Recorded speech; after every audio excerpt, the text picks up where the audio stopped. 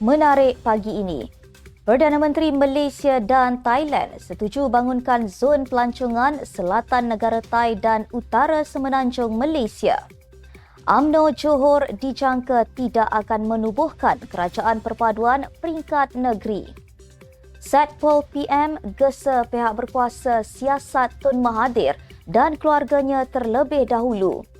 Anggota dan aset Jabatan Pengurusan Banjir KDN digerakkan dalam misi di Pantai Timur. Penganjur kepung demi Palestin capai persetujuan bersama pihak berkuasa dengan syarat tertentu.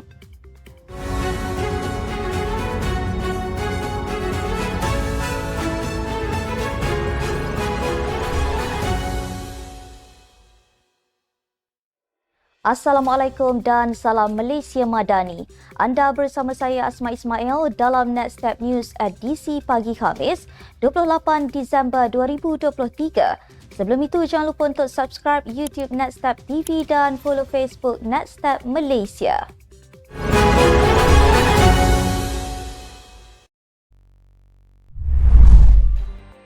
Berita sepenuhnya.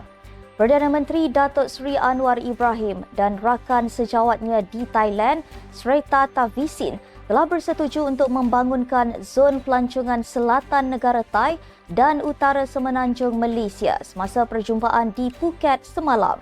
Beliau menyatakan PM Srettha dan Thailand sedia untuk mempromosikan pelancongan di Phuket, Langkawi dan kawasan lain di utara semenanjung negara secara bersama, memandangkan peningkatan mendadak pelancong Malaysia ke Thailand.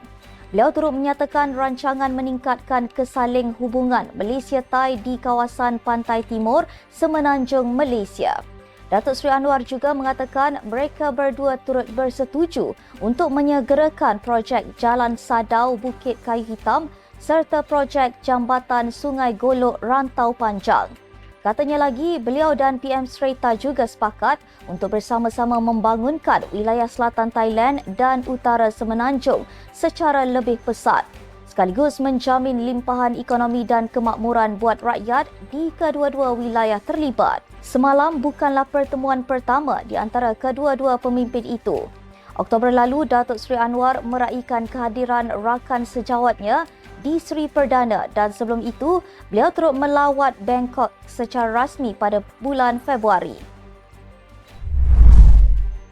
Azmi Hassan daripada Akademi Nusantara menjangkakan UMNO Johor tidak akan melayani tekanan daripada parti komponen Pakatan Harapan supaya menimbangkan penubuhan kerajaan perpaduan peringkat negeri. Pemerhati politik itu berkata, ia kerana pengaruh UMNO yang semakin merosot di peringkat pusat susulan kerjasama dengan PH mungkin menjadi halangan perkahwinan campur itu. Jelas Azmi, apa yang berlaku di peringkat persekutuan tidak memberi kelebihan kepada UMNO, sebaliknya memberi mudarat atas faktor keyakinan pengundi Melayu terhadap parti itu sendiri. Beliau berkata demikian mengulas cadangan perwakilan amanah Johor baru-baru ini agar PH berada bersama dalam kepimpinan kerajaan negeri. Zuhan Zain pada Konvensyen Amanah Nasional minggu lalu menggesa suatu isyarat dihantar supaya kerajaan perpaduan dibentuk di Johor dengan penyertaan PH di sebalik dominasi BN di DUN dengan 40 kerusi. Tambah Azmi, UMNO Johor tidak perlu melayani permintaan itu kerana pentadbiran On Hafiz Ghazi mempunyai sokongan kuat berbanding negeri lain yang memerlukan gabungan parti politik berbincang membentuk kerajaan.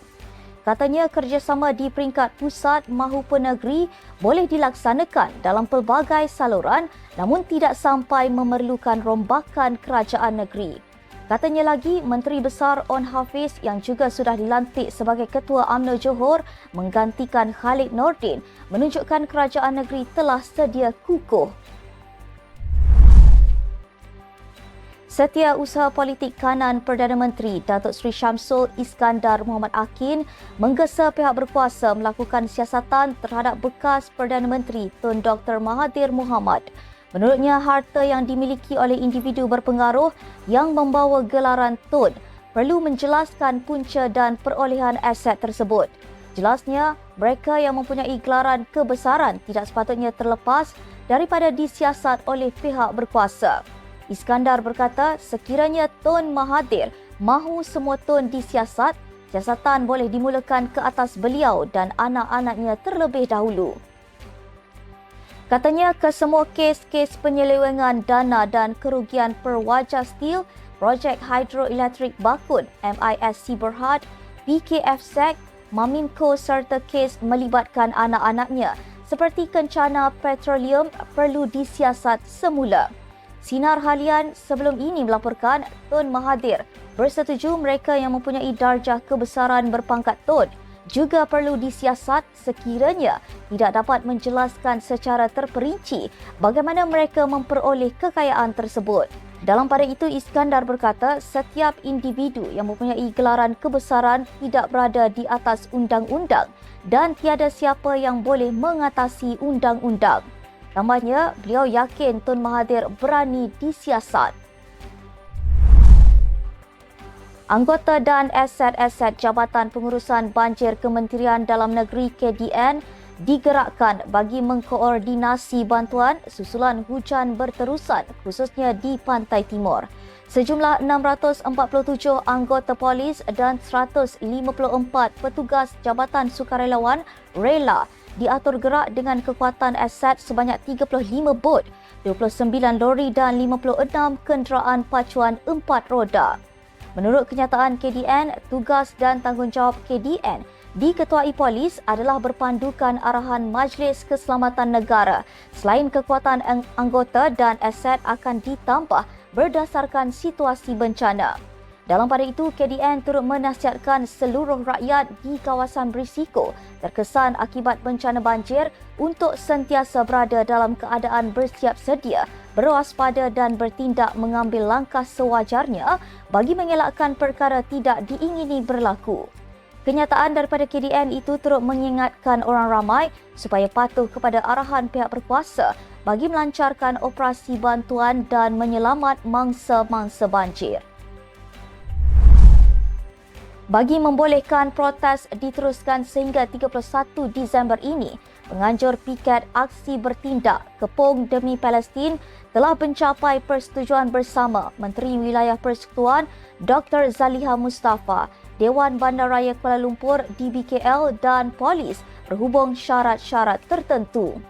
Menurut jurucakap Sekretariat Solidariti Palestin SSP Tian Chua, antara syarat-syarat yang dikenakan ialah mereka perlu menghentikan semua aktiviti membabitkan penggunaan pembesar suara sebelum jam 12 malam.